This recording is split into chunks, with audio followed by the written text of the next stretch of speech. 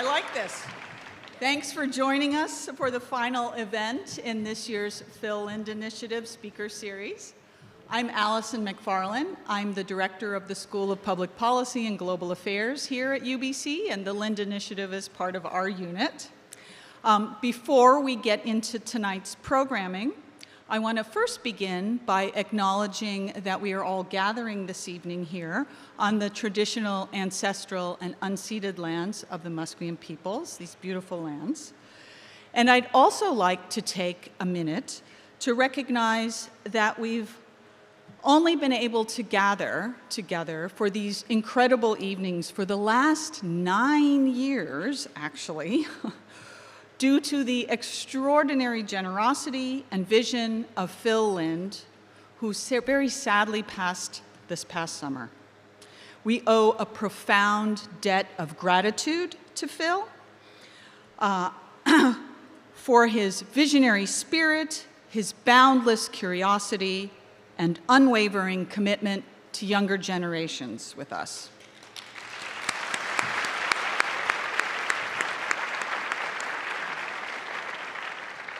And for those of you fortunate enough to know Phil well, including some of his family and close friends who are able to join us tonight, you know that these few lines just can't capture the essence of such an exceptional person. But you also know how important this initiative was to Phil. So we're truly grateful that you've joined us for this year's series and helped honor Phil's incredible legacy, so thank you.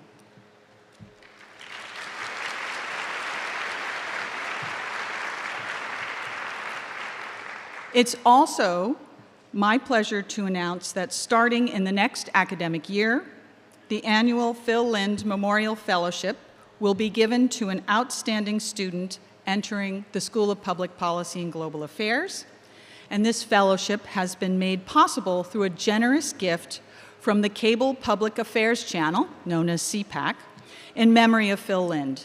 So to the President, Krista, and the rest of the team at CPAC who made this possible, thank you.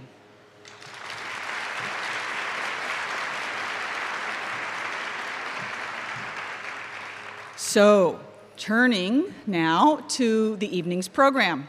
It's my great pleasure to introduce this final talk in this year's series on popular culture and political life in the United States. And what a year it's been. In our conversations with Gia Tolentino, Suleika Jawad, John Batiste, Dr. Viet Nguyen, and Shutezkat Martinez, we've explored the ways in which art intersects political life, from the evolving representations of wealth in American cinema to the stories told about migration in the United States. But before I get to introduce our moderator and speaker for tonight, just a little bit of housekeeping. We'll be taking audience questions in the latter part of the event through Slido. So simply just visit slido.com and enter the code #LindSlido, right up there on the screen, to input your question, and feel free to upvote the questions that are there. If you don't have cell service in this room, you're welcome to use the free visitor Wi-Fi. So, on to introductions. Our moderator this evening is Dr. Logan Smilges, an assistant professor of English languages and literatures here at UBC. Led by commitments to transfeminism and disability justice, their scholarship and teaching lie at the nexus of queer, trans, disability theory, rhetorical studies, and the history of medicine. They are the author of Queer Silence on Disability and Rhetorical Absence, as well as Crypt Negativity. But now I'm thrilled to introduce our keynote speaker for tonight. Critically acclaimed, gender-fluid drag queen, visual artist, speaker, illustrator, and author, Sasha Velour has been a force in the international drag scene long before her scene-stealing rose-petal-filled win on season 9 of the Emmy Award-winning RuPaul's Drag Race.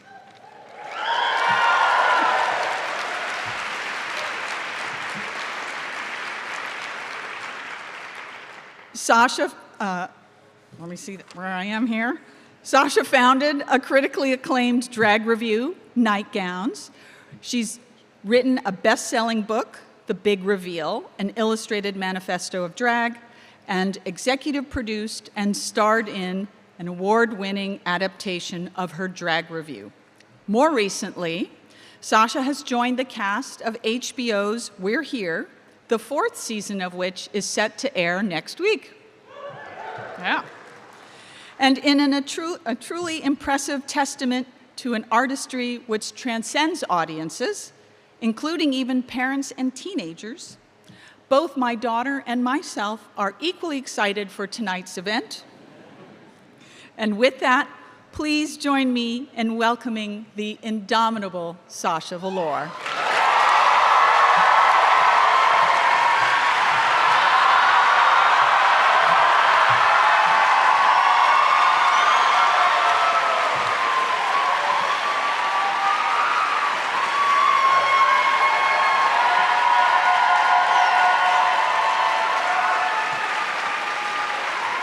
Hello, everyone. Thank you so much. Thank you so much for having me here. The big reveal is that all of this drag, isn't really that shocking or radical at all. It's natural, darling. Queer expression is part of the gorgeous fabric of life, and always has been. Living trans and non-binary lives, dressing in drag, putting on a show, that's perfectly normal. Sorry if that's any kind of disappointment. But sometimes the most radical thing we can do is insist that we're not. That's why we can find examples in every indigenous society, though, on every continent, in every decade. That's why laws had to be written in church and in courts and in homes to make people afraid. Because this is universal behavior. This is joyful and gorgeous. And although you don't have to like it, you'd have to be lied to and manipulated to not see it. This is real.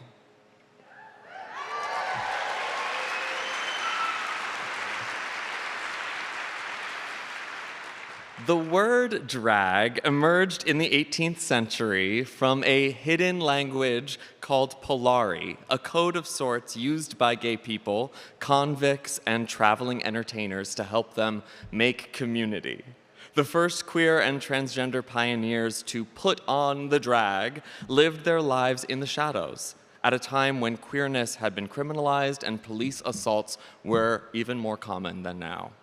Modern drag grew up in cities like this one, on stolen land, through intersections of culture, and often in the face of opposition. The greater our visibility, the fiercer the backlash. We've seen the pendulum swing many times in this past century alone. It certainly happened in New York City with the popular drag balls in the 1920s and the ensuing pansy craze, surges of raucous drag parties and queer life that attracted all audiences, including straight people. It happened again with the boom of female impersonator shows, as they were once called, in the 60s and the 70s, and again in the 90s with the club scene. Today, Drag Race has fueled an all-time popularity for drag across the world. But each time drag has broken through to mass audiences, the uninformed have tried to shove us back into the margins.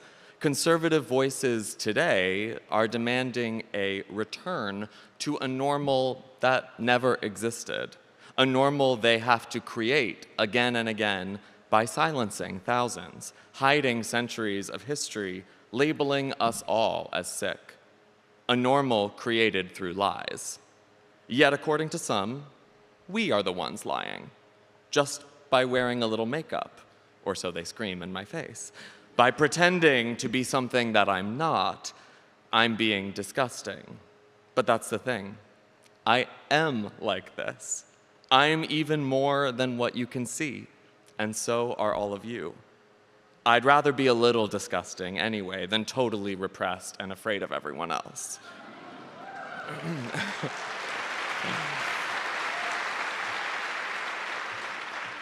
The art of drag, though, has never been about deception.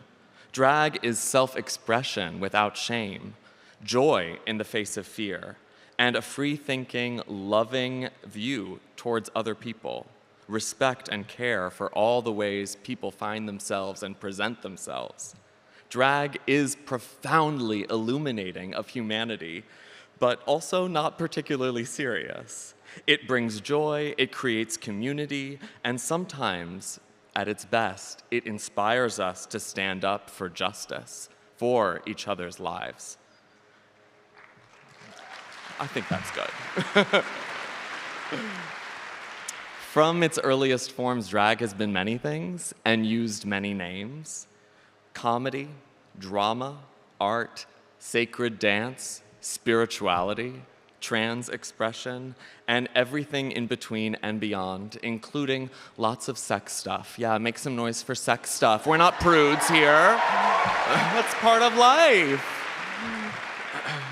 Never just a mockery or parody, drag really serves as a mirror that reflects and plays with a culture's views of gender, of beauty, of queer and trans people, and then really attempts to expand on those ideas and norms with a little gorgeous fantasy. To me, drag isn't really about transforming from one gender into another. It's about the freedom that we can all experience if we just reject those supposed ideas, those limits on our bodies, and instead let our imaginations play. What transforms is our sense of what is possible for ourselves, for each other. What we discover is that we are all much more complex, much queerer, and more divine and interconnected than we might ever have believed. The truth always runs deeper than what we believe to be real at any given time period, or through any of our limited viewpoints. Any worldview fails if it doesn't carve out space for discovery, for our mistakes, and most of all, for surprise. Despite the backlash, I think this is a time of great hope for queer and trans people, for anyone who looks or lives a little differently, whatever that means. We are coming out of the shadows. We are finally refusing to be too afraid. If these conservatives knew anything about queer history, they would know that despite the pain they might cause us, their demonization of queer and trans people will never obliterate us. You don't want to pick a fight with queer people, in other words, because more often than not, being insulted and misunderstood and underestimated doesn't faze us in the slightest. We're used to that. And a queen, as we like to say, rarely backs down. Not that anyone who hates drag ever knows anything about it. It's telling that conservatives have centered the debate, the drag debate, on children. Drag is no less appropriate than any other forms of entertainment. In fact, I think it's much more appropriate than most of the straight people TV and culture I was exposed to as a child. And they didn't mess me up too much. I just, love murder.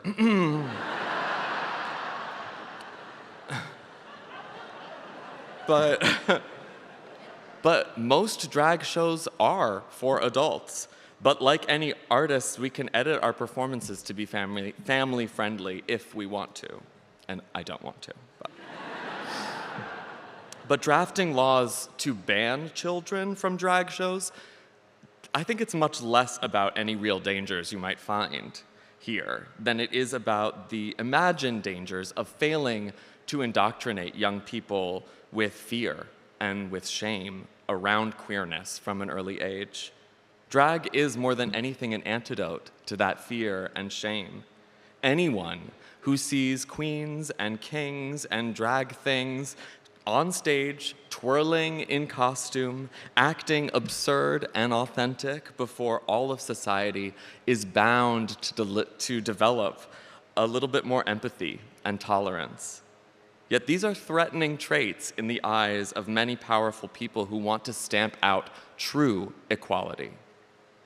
Queer people are real, even in the face of injustice and discrimination. There is no debate here. There is no culture war. Our identity and humanity is a fact. We deserve to be treated equally.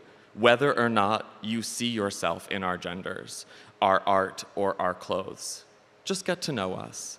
Let your children get to know us. The next generation ought to be introduced to the world in as full and honest a way as they can be, so they can figure out exactly where they fit in it and celebrate where others might fit in it too. If you need a refresher on what to say to the people in your lives who may not understand queerness or drag, all you need to do is read my book. Just kidding. But not really. Please buy it.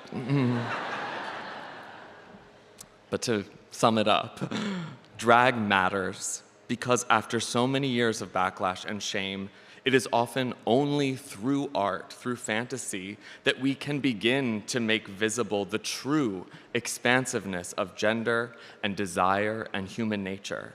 Under all the wigs or headpieces, under the makeup, under the false lashes, or maybe because of them and through them, we are telling something true. Thank you.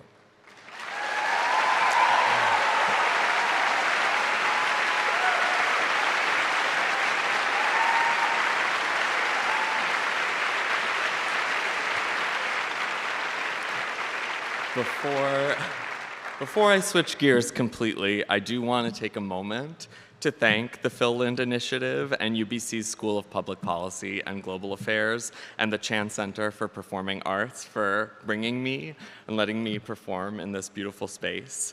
I think the idea of drag queens as expert speakers is actually a pretty new one, and I want to hold space for that.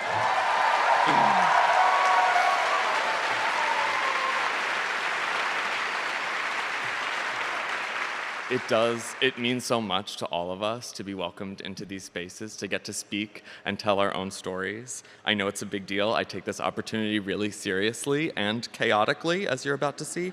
And I thank you for being interested and for spreading the word, because I know it's because there are fans of drag and passion in this audience that I get to be here. So thank you and keep it up.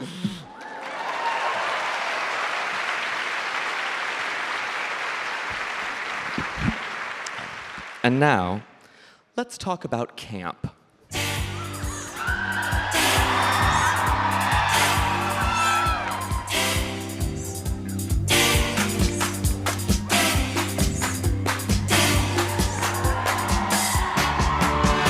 The famously gay writer Christopher Isherwood was the first to publish the gay slang word camp in a book in 1954. This is how he described it. I'm gonna quote now.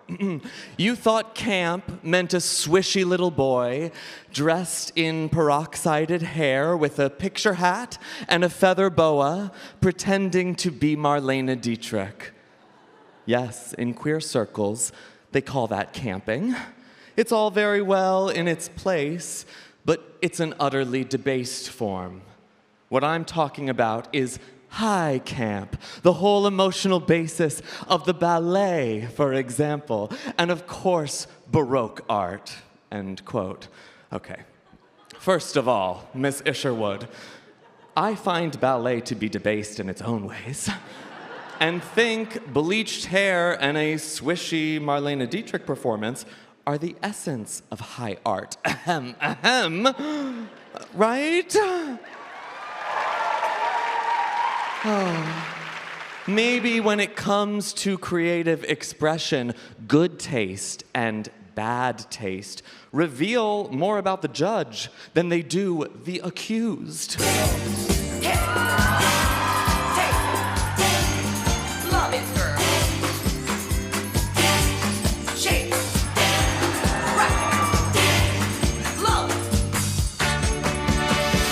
In the most famous essay about camp, written by Susan Sontag in 1964, she criticizes Isherwood for being lazy, then goes on to enumerate many superior examples of the camp taste. Zuleika Dobson, Der Rosenkavalier, Major Barbara, which really to me only illustrate how well-read she is. To me, Sontag embodies camp, but really in the sense of tasteless ambition.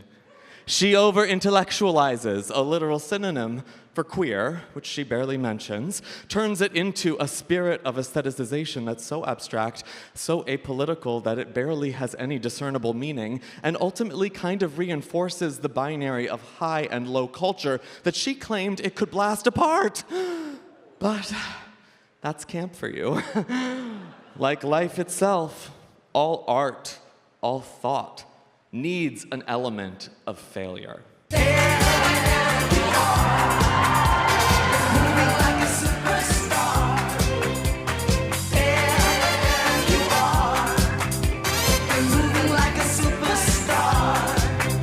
For centuries, camp was a term of secret recognition for queer people, to make fun of each other and ourselves. Too gay, she's camp. Bad drag, it's camp. She died. Too camp for words. But it's not just making light out of what would otherwise be serious.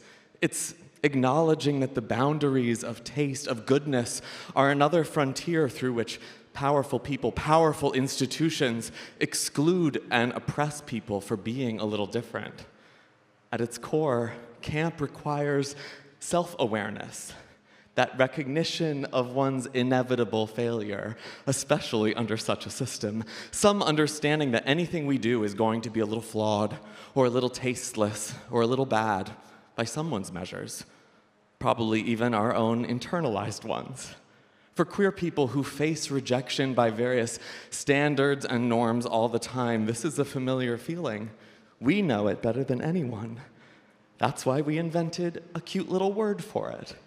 With the concept of camp, we give each other encouragement to press on in spite of judgment, or maybe even because of it. Internal judgment, external judgment. We find artistry in what is supposedly undesirable so that we, at least, never give up on ourselves.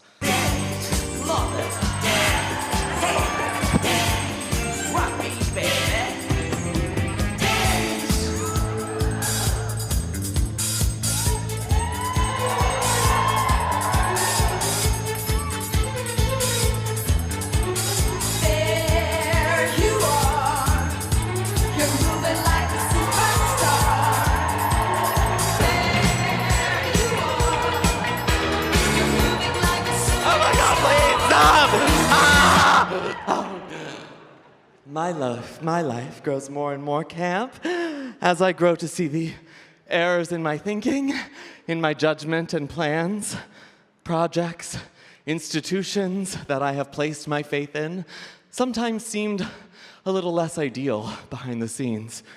The big reveal, everything is terrible.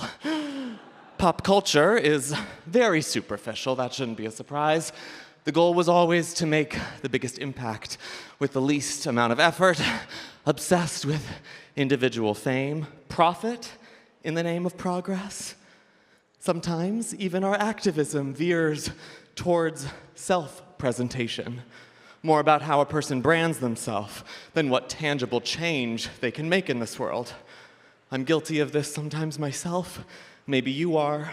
When we monetize our identities, even to survive, we inevitably lose track of the intentions, the community, the history that got us here to begin with.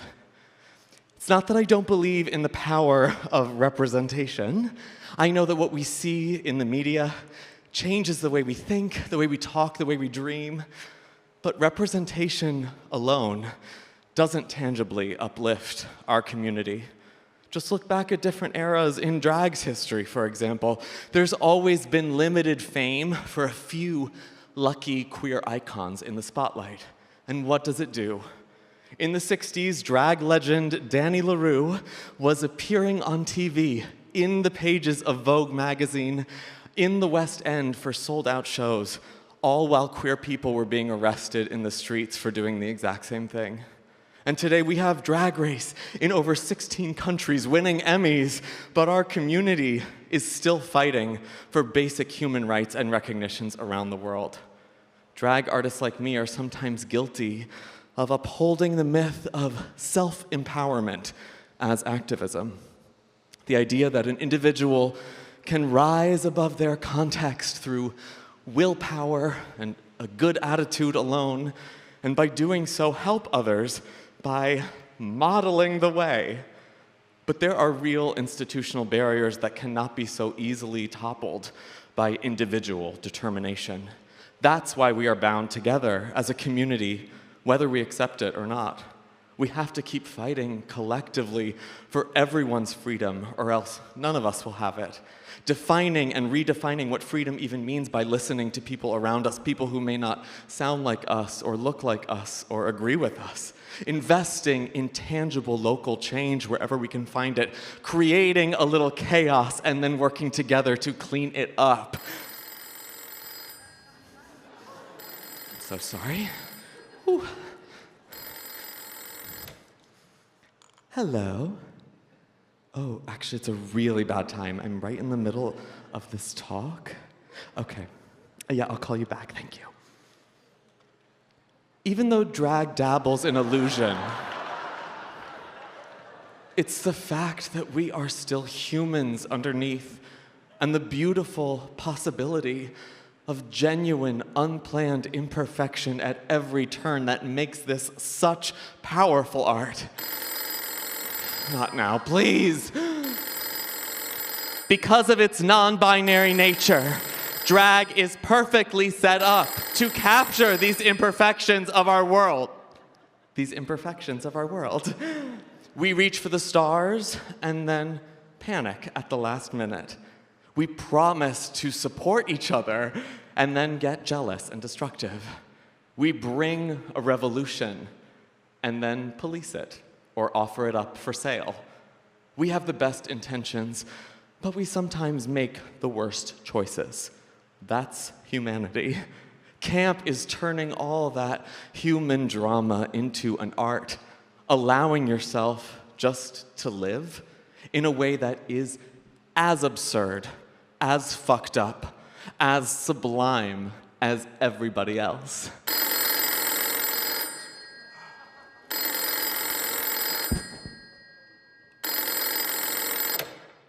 Hello, hello, baby, you called, I can't hear a thing. I have got no service in the club, you say.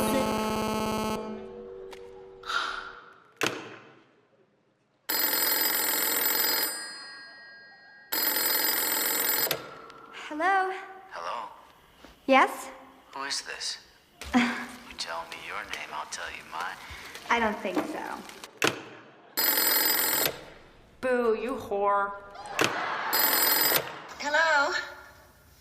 Mr. Liggett, I didn't think you'd be foolish enough to call today after last night, but since you have, face it, I was the slut of all time. Snap out of it. You love to make me hit you. This is wonderful. You deliberately embarrassed me in front of a reporter. I'm fine. Nancy Joe, this is Alexis Nyers calling. I'm calling to let you know how disappointed I am in your story. There's many things that I read in here that were false. Like you saying that I wore 6-inch Louboutin heels to court with my tweed skirt when I wore 4-inch little brown BB shoes. What you don't know is that that sweater is not just blue, it's not turquoise, it's not lapis, it's actually cerulean. She's not a Christian! She is dark-sided too! I don't want to hurt anybody. I don't enjoy hurting anybody. But sometimes people just won't listen. And so I have to use persuasion. Leave Benny alone! Please! I have never in my life yelled at a girl like this! I hated her so much. It flames. You're a virgin who can't drive. You're lucky she even performed for you, bastard!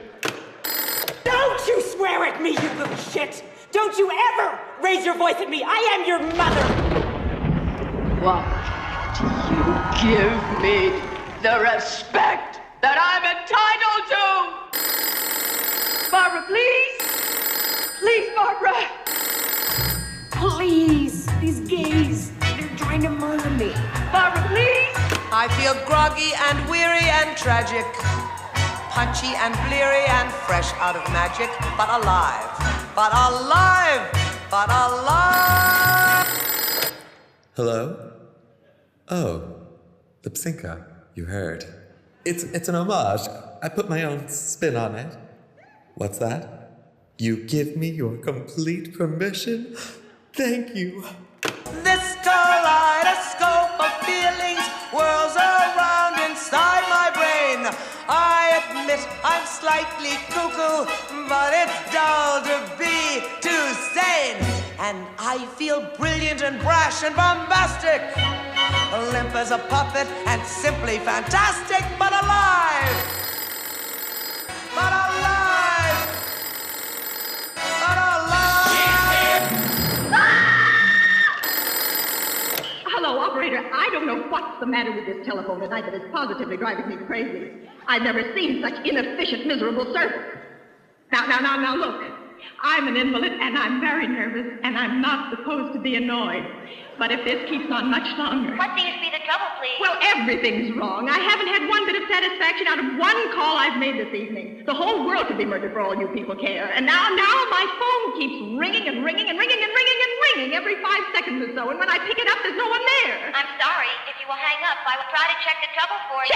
Check it. That's all anybody can do. Oh, what's the use of talking to you? You're stupid. Hello, it's me.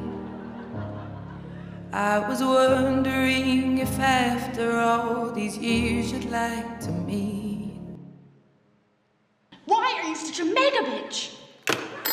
Hello from the other side.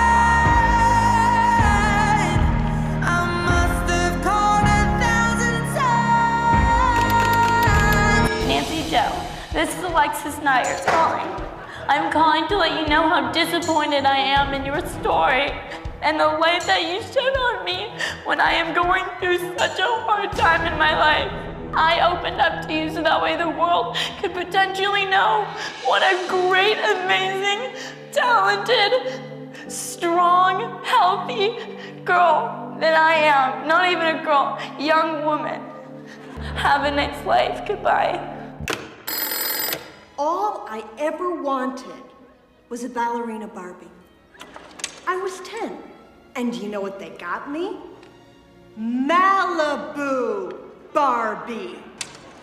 That's not what I wanted. That's not who I was. I was a ballerina. Graceful, delicate. I don't know who you are. I don't know what you want. But what I do have are a very particular set of skills. Skills I've acquired over a very long career. Skills that make me a nightmare for people like you.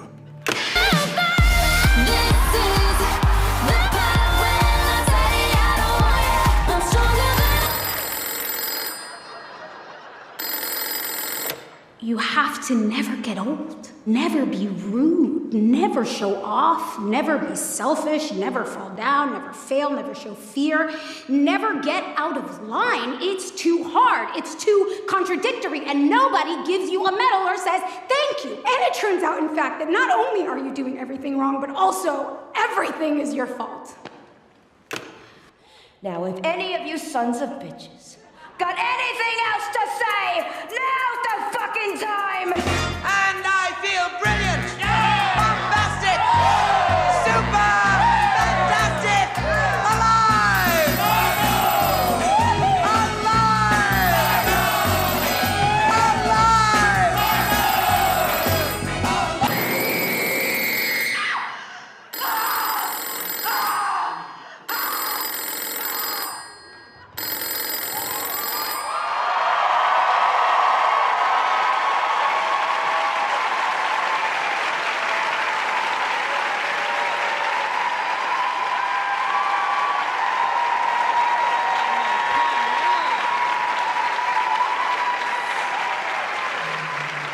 Oh my gosh.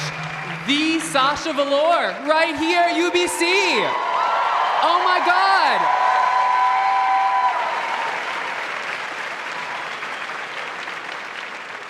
How are we feeling right now?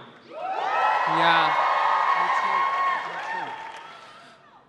For those of you who don't know me, I'm so sorry. For you, yeah. My name is Logan Smiljas, and I'm an assistant professor of English here at UBC, and I have the immense pleasure of being in conversation with Sasha here in just a couple of minutes. But first, I want to take just a second to offer something of an access statement. If you're unfamiliar with what that is, it's essentially an acknowledgement that every single person in this room has a unique body and a unique mind. And because we have these unique bodies and unique minds, it means that we have unique needs to care for our bodies and minds. And for some of you, caring for your body and mind in this space, in this moment, means that you're just gonna sit right there and you're gonna cheer and you're gonna feel good exactly how you're expected to. But for others of you, feeling good in your body and mind might mean that you need to take a break. And that's okay. Maybe you need to leave early. That's okay too. You might be someone who likes to rock or tick or stim in your seat. I'm so glad you're here, and I want you to do that. Yeah. You also might be someone who just needs to stretch a little bit. You need to move your torso. Maybe you need to just stand. And if you need to stand and want to go to the end of an aisle or toward the back, we welcome you to do that. We want you to be comfortable in this space. We want this space to be as accessible for you as possible. Does that sound good to everyone? Yeah. And so with that, please join me in welcoming the second most beautiful bald woman on campus this evening, Sasha Velour.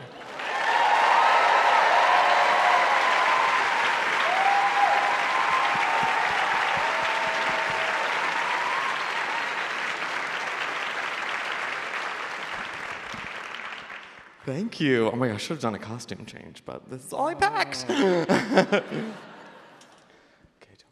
How are you feeling, Sasha? I'm sweaty. Oh. But y'all were worth it. Wow. No, I'm really privileged to be here. Thank you so much. Thank you. It's wonderful to sit with you. Oh my gosh, the honor is all mine. I feel like I speak for everyone when I say that the vibes tonight right now are very good. They're very good. And I have a few questions for you. Is that okay? Yes. Can we talk a little bit? No.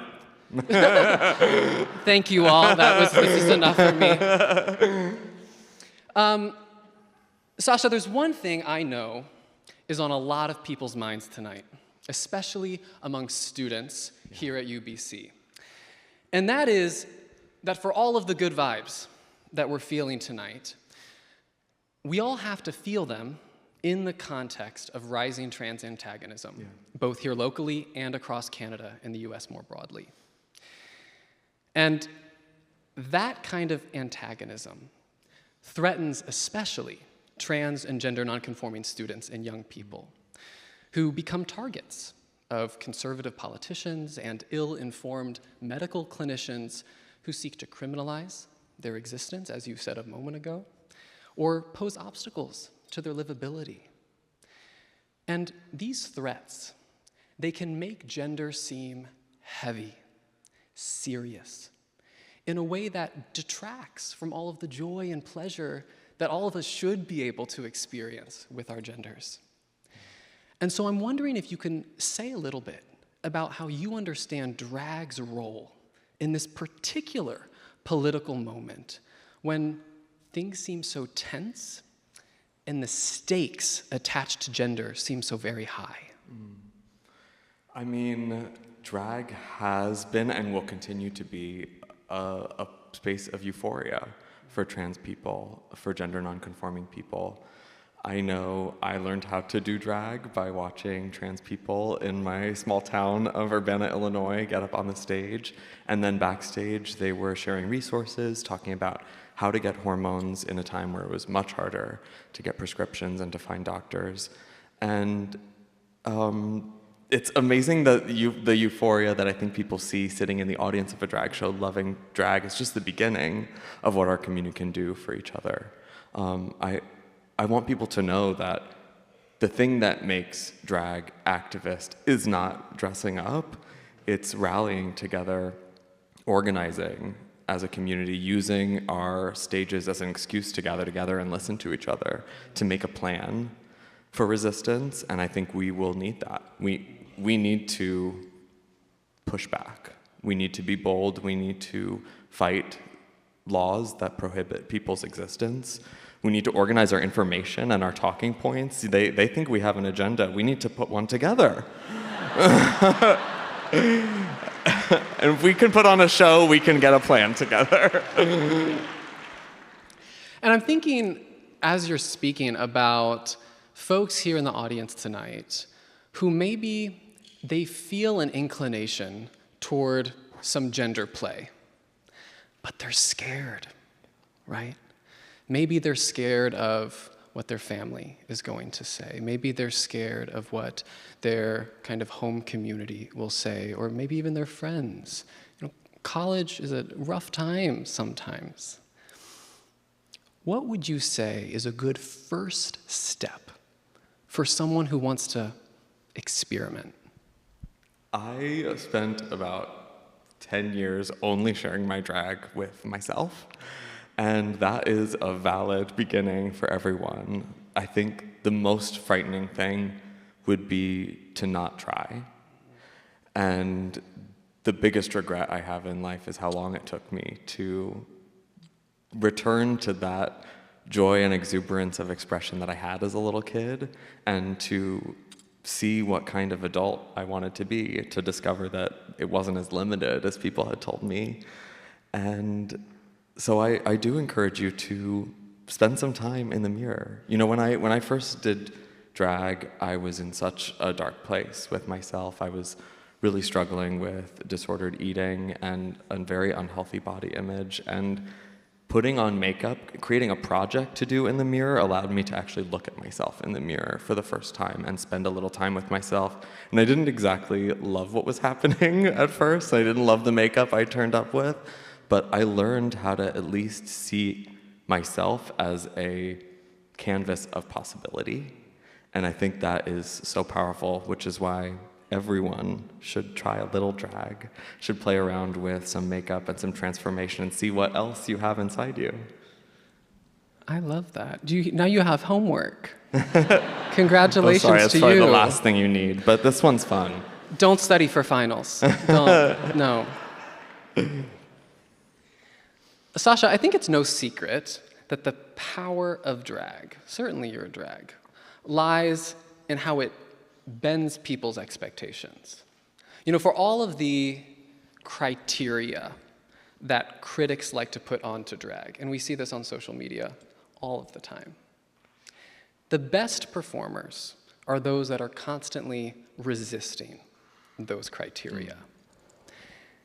And I think one of the things, among many, that all of us admire so much about your approach to drag is the way that you have so consistently pushed the art form beyond what a single person does on the stage. I mean, from your best-selling book, to your comics and illustrations, to your show nightgowns, to your new television show on Max, the list goes on. Again and again, you have shown us that drag is not just about you beneath the lights on a stage. And when I try to think about language to capture that kind of multimodal, multi-genre, often collaborative approach, the one word that keeps coming to mind is queer. You're very queer. Did you know that? Thanks. You're very queer. It's true. What an idea. Mm-hmm. And the kind of queerness I'm thinking of exceeds identity, it exceeds aesthetics, and it really harkens back to the kind of liberatory model of queerness, the liberatory politics that the language of queerness was originally reclaimed to describe. And so I'm wondering if you can say a little bit about how you understand yourself and your work, kind of broadly conceived here, within that genealogy of queer politics that she so beautifully carries forth. Thank you. I do love the word queer, and I remember a moment trying to convince people that it wasn't a slur, even within my lifetime, and to see it such a normal part of everyday conversation, not even in academic spaces, is so beautiful, because it does capture that hybridity that we all have, that so many of us need a word to describe. And I will say that, to my understanding, one of the first uses of queer was by Gloria Anzaldúa in 1987 in Berkeley, California, which is the year and place of my birth, so born with the reclamation of queerness. It's meant to be. Seriously, I am interested in the ways in which our identities have to be intersectional, and the way each of us are queer looks different based on those different hybrids that we find ourselves at the intersections of, and there can't be one meaning of that word.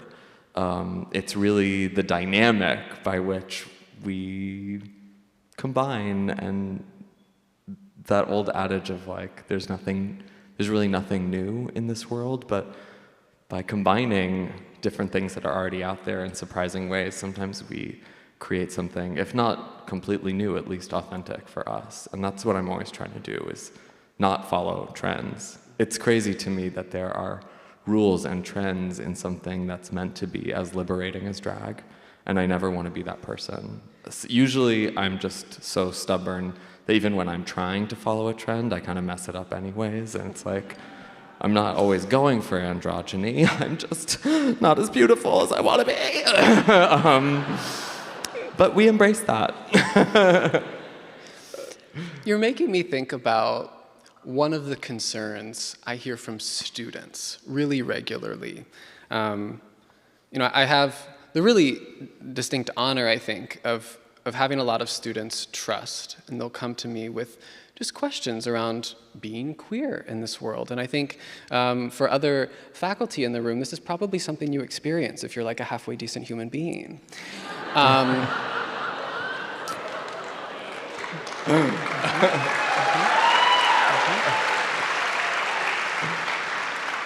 But the question that I receive so often, or the concern that is shared with me so often, is that, Dr. Smiljas, I don't know if I'm queer enough.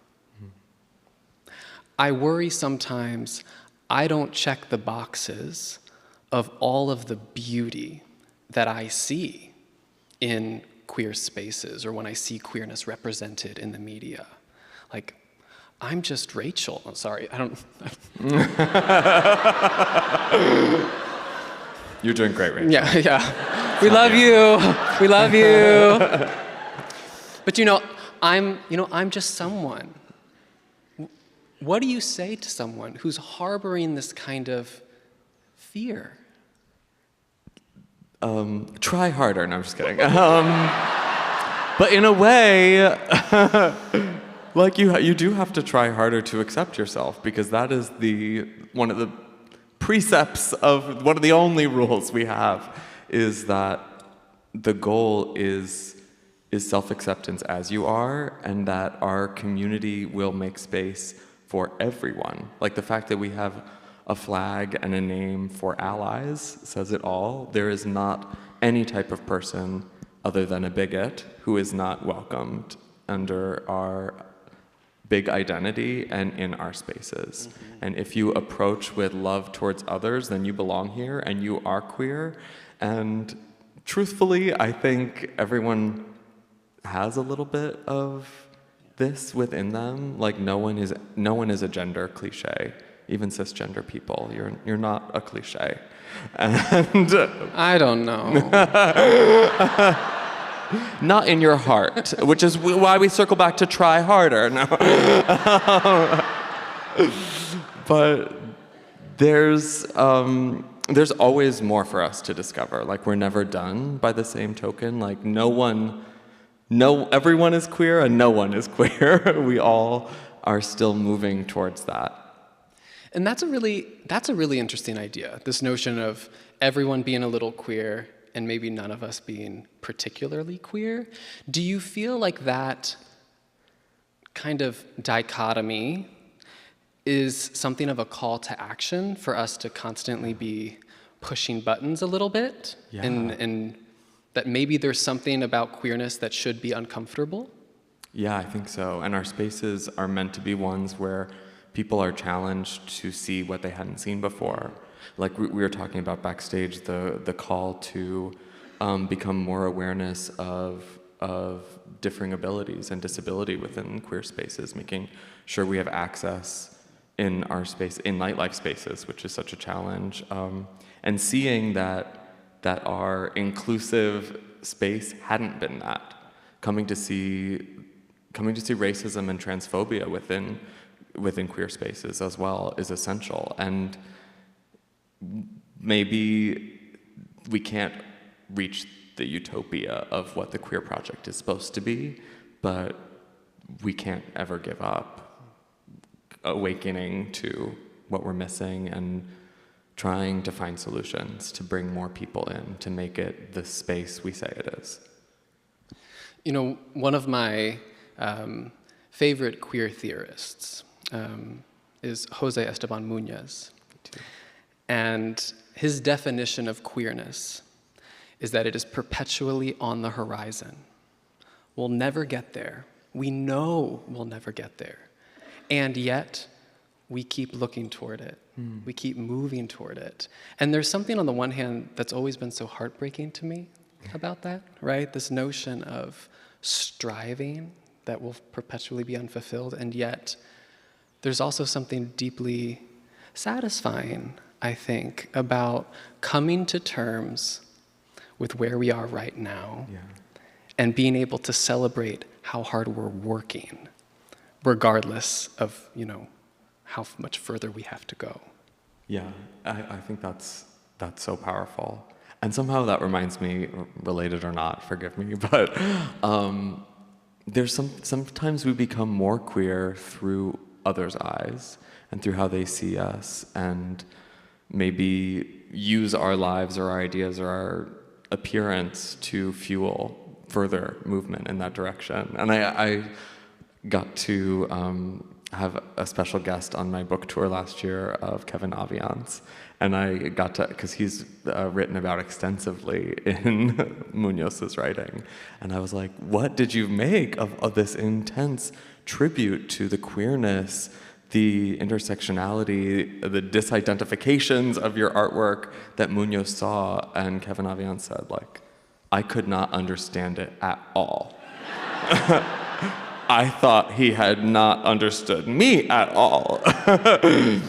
But this legacy that has fueled in so many of us to make art, to strive for those themes in our own work has had profound effects, which goes to the point of what a collaborative and communal project queerness continues to be. We need each other to help make sense of ourselves.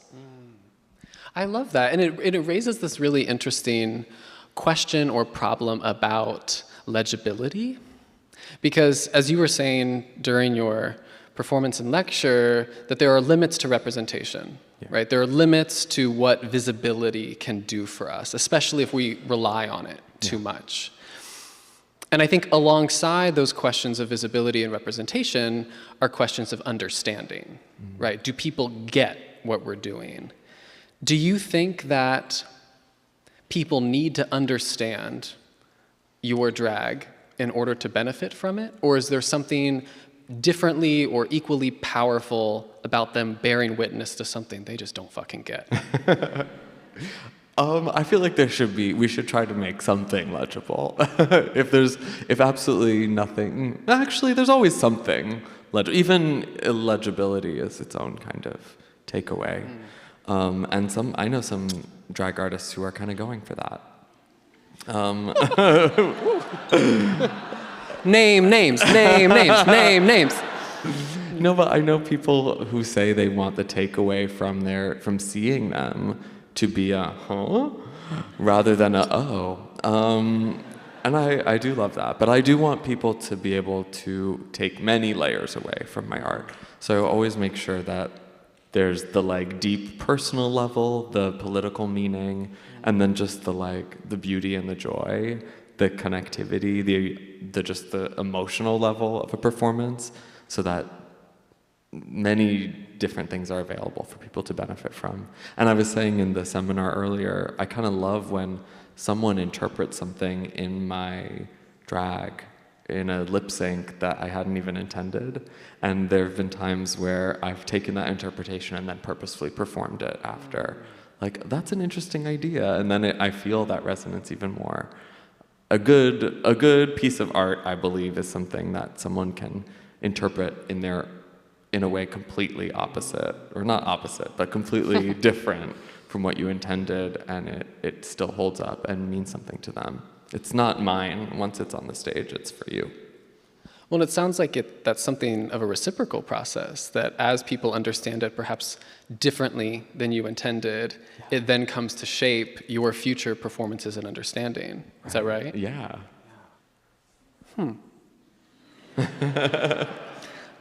Logan's learning something new. Yeah. I think they need to understand in a classroom, though. They can't just interpret it however they want. I do kind of love the idea of having a class where my goal is each day students leaving like, huh? And I'm like, you got it. That's right. That's what I wanted. That was the objective of this lesson. I do think, though, there is value in thinking about the place that we're in right now, the fact that you're performing here on a college campus, because I think it's perhaps redundant to say that there are going to be some intellectuals in this room tonight. Some very, very smart people are probably here. I don't know. I don't see you, but I'm assuming. But Sasha, you've been to grad school yourself, so you... For art. For graphic design. MFAs matter!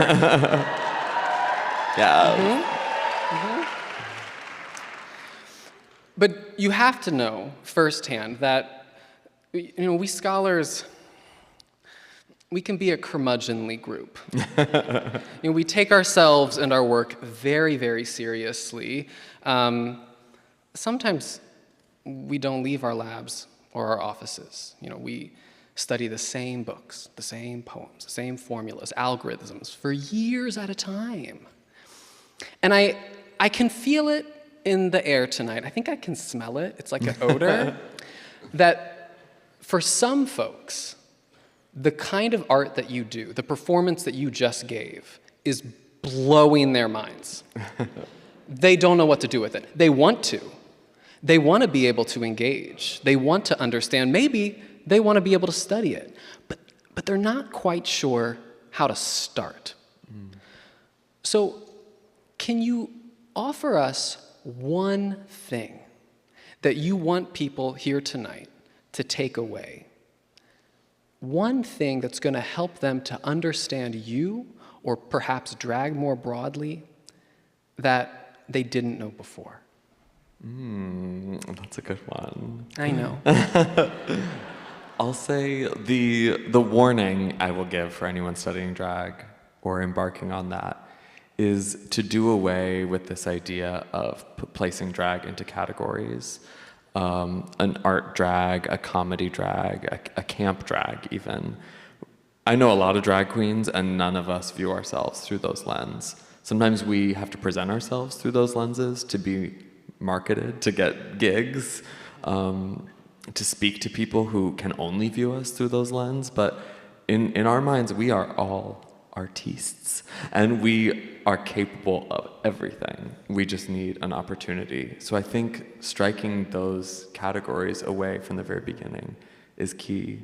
And then if you are wanting to write about drag or to bring it into your research and scholarship, my favorite studies of drag begin by really clearly and as objectively as you can, which is, I know, impossible, describing what it is that we do on stage and how we have dressed ourselves.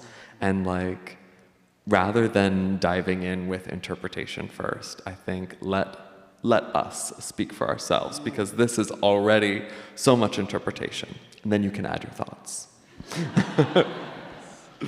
I love that. Yeah, I think we should clap for that. I think we should.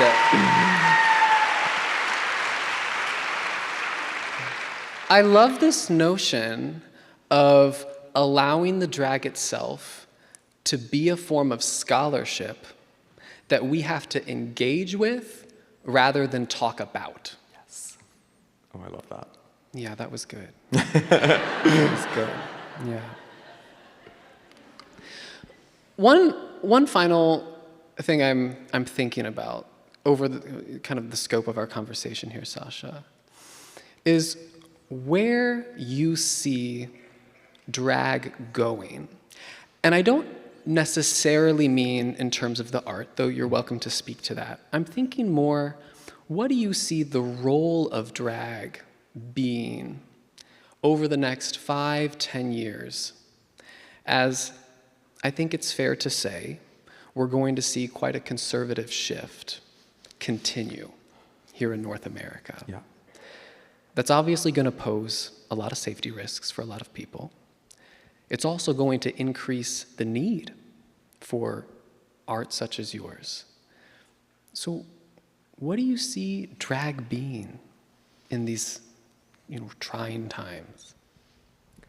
I do think it's gonna continue to be kind of two, we don't want to be binary about it, but at least two things at once, like this incredibly popular form of entertainment that seems to exist in this bubble of television and pop music and advertisements, and then also this phenomenon that is being people who are put at risk every time they step outside.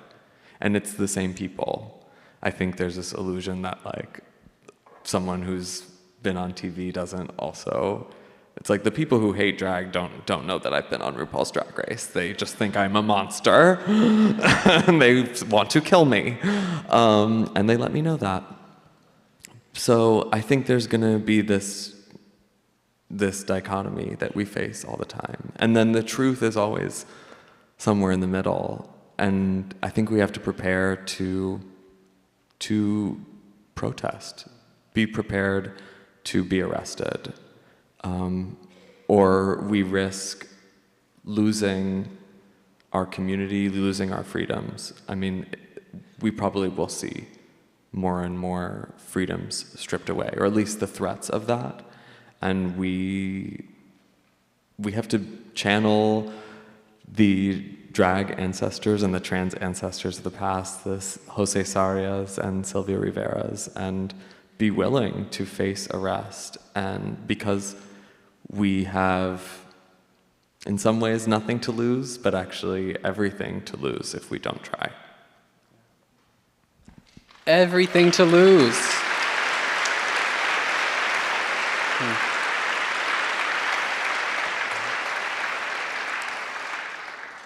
Admittedly, I would like to continue talking to you and ignoring everybody else. But I'm looking at my very high-tech application here, and it looks like we've got some really, really wonderful questions from folks in the audience tonight. Do you mind if I draw from them, Sasha? Yes, please. Okay.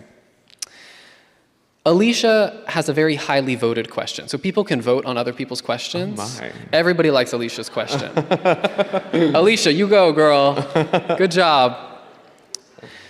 And they ask, who or what inspires your drag today? Has diving into the history of drag inspired you creatively in your performances and the way you present yourself today? So much. I love that question. I get so much inspiration from the history of drag, from all the things that drag has been. And I've learned, well, some drag artists have never put an emphasis on the fashion or the stage performance, and that being an advocate for our community, dressing however you like, can be a form of drag, can be a form of performance in itself. And when it comes to the outrageous costumes, the stage performances, I'm always looking at figures who have risen to the heights of culture in the past. My love of ostrich feathers definitely comes from people like Barbette, who was world famous, Josephine Baker, who I consider a drag icon and who passed many of her costumes on to an artist named Lynn Carter, who toured with the Jewel Box Review. And a world famous musician who loved drag so much that she wanted to like infuse it with her own fashion. And I think at the same time, it's also essential to like develop. I see how each person has developed their own style and influenced culture for everyone. And so I try to like have my own language for drag, my own, bright, one color, giant monstrosity of fabric style with no wig. And of course, so much of my drag and then the no wig of it all, if you haven't already heard this so many times, is a tribute to the women in my family who shaped me, and my mom, Jane Hedges, who worked in academia as an editor to help make different writers in academia have their voices pop. When she lost her hair through her treatment of cancer, she worried that she didn't have access to feminine beauty anymore because of it. And she was afraid of how it made people feel to see her with a bald head. And then eventually she got sick of worrying and decided to just be bald and to let people worry about themselves and for her to just be comfortable, and discovered a new kind of beauty and strength in those last couple of years of her life that I have never forgotten.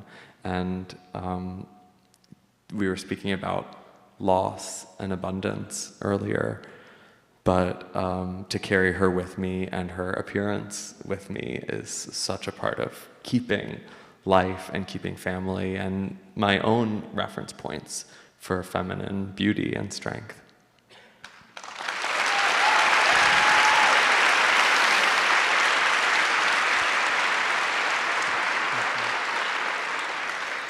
Along the lines of drag as a source of strength, this also brings to mind something that you've commented on so many times already tonight, which is drag as political, right? Kind of political strength. And I think it might be helpful if you could say really succinctly how drag might be, or not succinctly, I don't. Impossible. But if you could speak to how drag can be used to fight oppression. And I know a lot of people here today are curious about its particular resonance with what's happening in Palestine.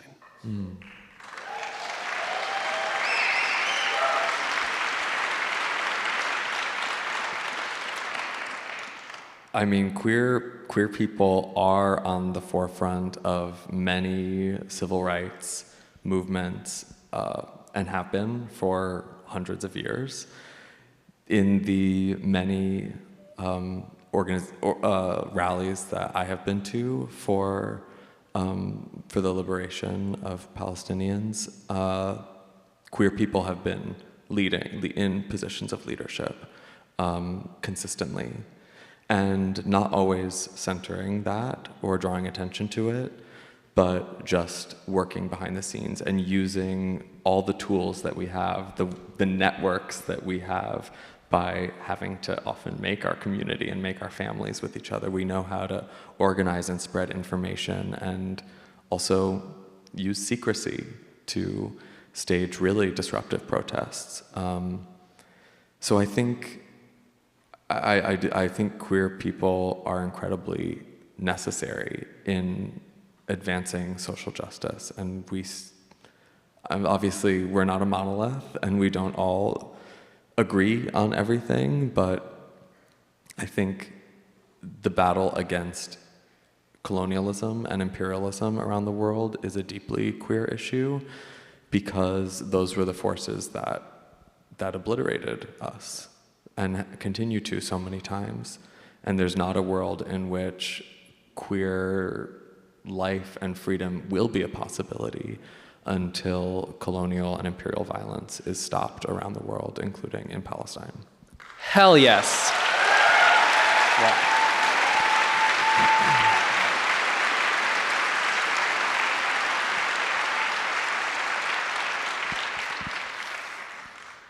So now I've got a question that I think is a little bit closer to home, and this is from an anonymous person. They've said, as a parent of a non-binary adult child, I need a new word to refer to them. They're not my daughter or my son, and I currently use my kid, but it sounds terrible. Do you have any suggestions? Ooh, okay, I do usually hear people say, my kid or my child. Yeah. I've had this conversation directly with my father, who is a professor. Sorry. Yes, it's horrible. But I appreciate that level of caution, and consent is a huge part of cultures in places like this, and that is not normal. So I appreciate the way in which he came to me with this question. And I said it's fine to refer to me as your son. And you just have to say, she's my son. When I'm dressed like this. But I think each person will probably have their own feeling about that. And if your child doesn't know already how they would feel most comfortable being referred to, like, play around with it and try different options, make up a new word. Yeah, I love that level of thoughtfulness and care. That is what we really need.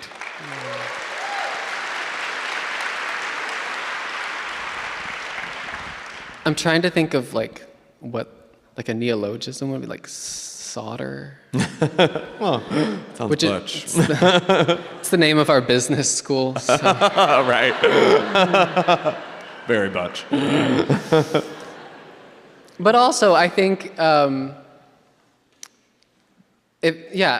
maybe I'm going to add to that briefly, even though no one cares what I think. But the fact that you've asked this question is such a testimony to your love for your child. And I cannot urge you strongly enough to have a conversation with that child who you love so much.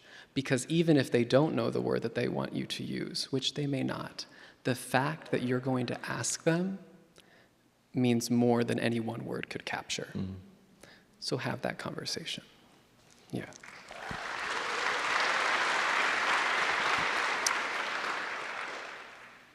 So Vivian has another popular question, okay? Vivian asks, what do you think about how drag's mainstream popularity today and how it's evolved? Do you see new tensions in the queer community as a result of this?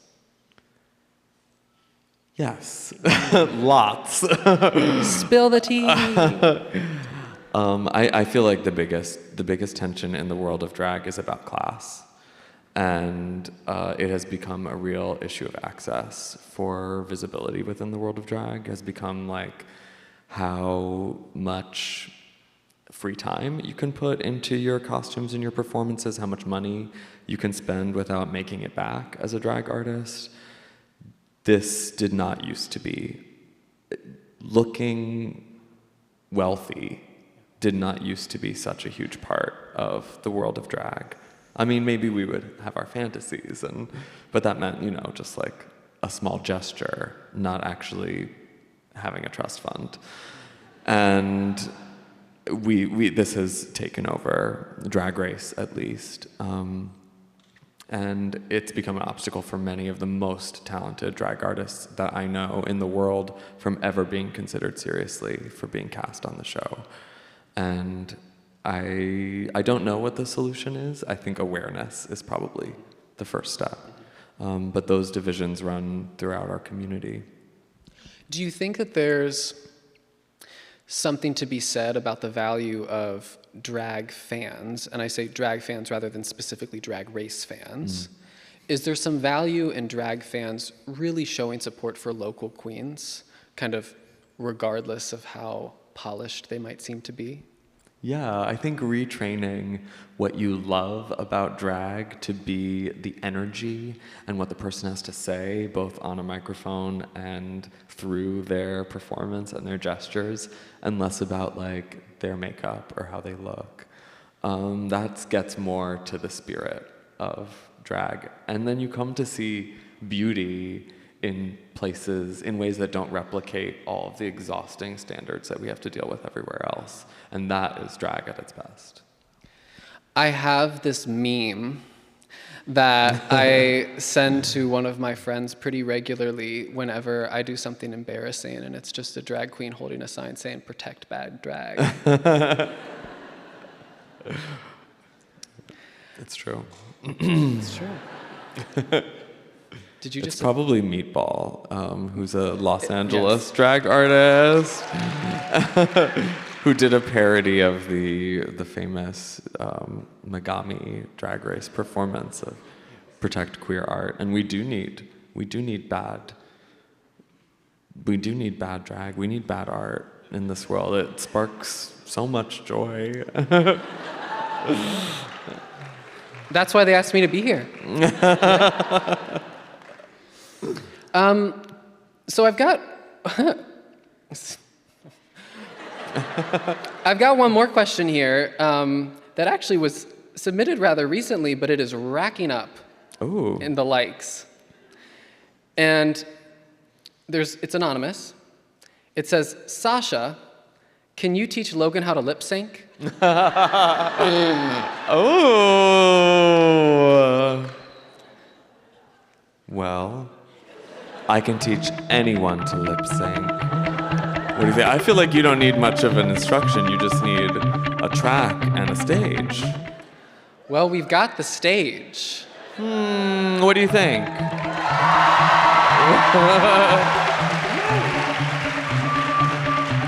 This is a duet, honey.